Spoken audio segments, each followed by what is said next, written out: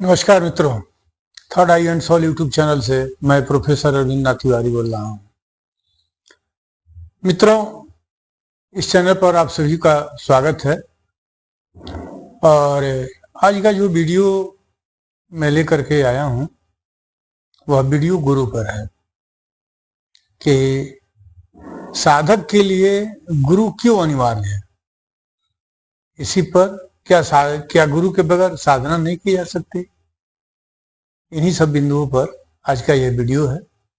अच्छा लगे, बढ़िया लगे तो चैनल को सब्सक्राइब, लाइक, कमेंट और वीडियो को शेयर करना नहीं भूलिएगा। मित्रों, अगर आप भजन करते हैं तो गुरु की जरूरत नहीं है। आप केवल जाप करते हैं और एक उद्देश्य की प्राप्ति है साधारण रूप से, तब भी गुरु की जरूरत नहीं है। किसी काम के लिए, किसी उद्देश्य के लिए आप संकल्प लेते हैं कि मैं इतना जाप करूंगा, तो उसके लिए गुरु की जरूरत नहीं है। कोई पंडित जी आए, बता दिए इतना जाप कर लीजिए। किसी एस्ट्रोलॉजर के पास आप गए, एस्ट्रोलॉजर बता देगा इतना जाप कर लीजिए, आपको सफलता मिल जाएगी। लेकिन अगर आपको साधना में उतरनी है और अपने जीवन को जानना है, संसार को जानना है और अपने प्रारब्ध को जानना है, तो जैसे इस मार्ग से गुजरिएगा तब आपको लगेगा कि गुरु की जरूरत है। जैसे आपको नदी पार करनी हो, बरसात का मौसम हो, बाढ़ आया हो, और आप सोचिएगा कि मैं नाव पर बैठूं, चला जाऊं, तो संभव नहीं है। किसी न किसी खेवैया की जरूरत पड़ेगी, माझी की जरूरत पड़ेगी। माझी ही उस मझधार से, उस बाढ़ से आपको उस पार ला करके पहुंचाएगा। दूसरे किसी के बस की बात नहीं है, वो क्षमता नहीं है। जो माझी के पास क्षमता है वो किसी दूसरे के पास, किसी अन्य के पास क्षमता नहीं है। ऐसा तो आप मानते हैं मेरी बात को। आपको जितना अनिवार्य शरीर को जीवित रखना है, जीवित रखने के लिए भोजन की आवश्यकता है ना। बगैर भोजन के शरीर जीवित नहीं रह सकता है। उसी तरह से बगैर गुरु का साधना नहीं हो सकता है, जान लीजिए।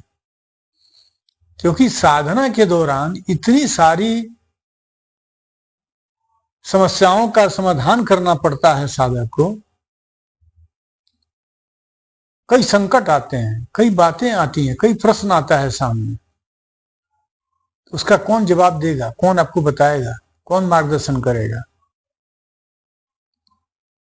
जैसे मैंने कहा ना कि शरीर को जिंदा रखने के लिए भोजन की आवश्यकता है, तो उसी तरह से साधना करने के लिए गुरु को रखना अनिवार्य है।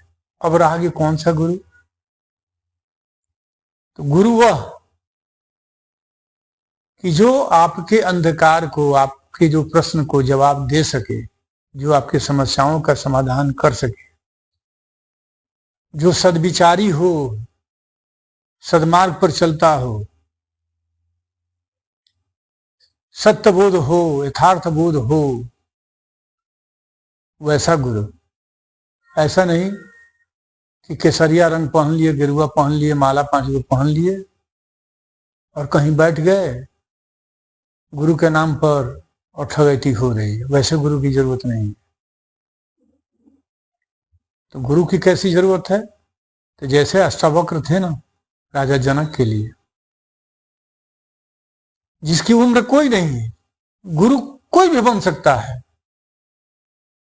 जिसको अध्यात्म के आधार पर संसारिक अनुभव हो, वह संसार को जान रहा हो कि मिथ्या है कि सत्य है, कि सत्य मिथ्या है, वैसे गुरु की जरूरत है। क्योंकि जब आप साधना करने बैठते हैं और जप ध्यान का भी जब स्टेज पार करना शुरू करते हैं, 2 से तीसरा स्टेज में जब आप घुसते हैं, तब आपको गुरु की जरूरत पड़नी शुरू हो जाती है। कई तरह के दृश्य, कई तरह की घटनाएं घटित होती हैं उस दौरान, सकारात्मक नकारात्मक कई बातें आती हैं। उसी तरह से मेडिटेशन के दौरान, ध्यान के दौरान जब चक्र खुलना शुरू हो जाता है, कुंडलिनी माता जागृत हो जाती हैं, तो कई रूपांतर शरीर में होता है और कई घटनाएं आध्यात्मिक घटित होती हैं उस दौरान। तो इन सब बातों को समझाने के लिए, बताने के लिए कि कैसे आपको आगे पथ पर बढ़ना है, कैसे आपको साधना करनी है। कहने के लिए तो कहा जाता है कि गुरु नहीं है तो भगवान शिव जी को मानते हैं, हम भी मानते हैं, सब कुछ शिव को गुरु आदि गुरु माना है। लेकिन आप प्रारंभिक चरण में भगवान शिव से बात नहीं ना कर सकते हैं, बता नहीं ना सकते हैं। वो भी एक समय आता है कि शिव प्रेरणा देते हैं, इशारा करते हैं, प्रकृति उनके माध्यम से बहुत कुछ बताती है, ये सब सही है। लेकिन कब? जब आपकी योग्यता हो जाएगी तब ना। अब योग्यता नहीं हो, भगवान शिव को गुरु मान लीजिए, तो कैसे आप पहुंच पाइएगा? अपनी आध्यात्मिक यात्रा को कैसे पूरा कीजिएगा? और इसलिए मेरी समझ है, मेरा मानना है कि आध्यात्मिक यात्रा आपको पूरी करनी है, जीवन को समझना है, मोक्ष पाना है, तो निश्चित ही आप किसी न किसी को गुरु जरूर बनाइए। किसी न किसी का कहने का मतलब है किसी अच्छे व्यक्ति को, किसी बढ़िया व्यक्ति को जो आपका मार्गदर्शन कर सके, जो सदगुरु की तरह आचरण रखता हो, यूं कहें कि सदगुरु हो, वैसा गुरु होना चाहिए, जो सदविवेकी हो, सदविचारी हो। तो आप समझ गए होंगे कि मैं क्यों कह रहा हूं कि गुरु बनाना अनिवार्य है। क्योंकि बहुत सारे ऐसे साधक हैं कि जो मेरे पास फोन करते हैं, प्रश्न करते हैं, मैं जवाब दे देता हूं, लेकिन कुछ ऐसी बाध्यता होती है कि जो नहीं बात बताई जा सकती है, जो शिष्यत्व स्वीकार करता है उसी को बताई जाती है। ये जो गुरु होगा वही समझेगा इस चीज को, सब बातें सबको नहीं बताई जाती है। आप पूछिएगा, जहां तक बताना हो बता देंगे। मैं ये नहीं कहता कि आप कोई भी मुझसे ही बने, लेकिन कोई भी गुरु होगा वो बताएगा नहीं। जब तक शिष्यत्व स्वीकार नहीं कोई करेगा तब तक वो नहीं बताएगा। कुछ ऐसी प्रकृति के भेद होती हैं कि जो गुरु और शिष्य तक ही संभव है जानना और बताना।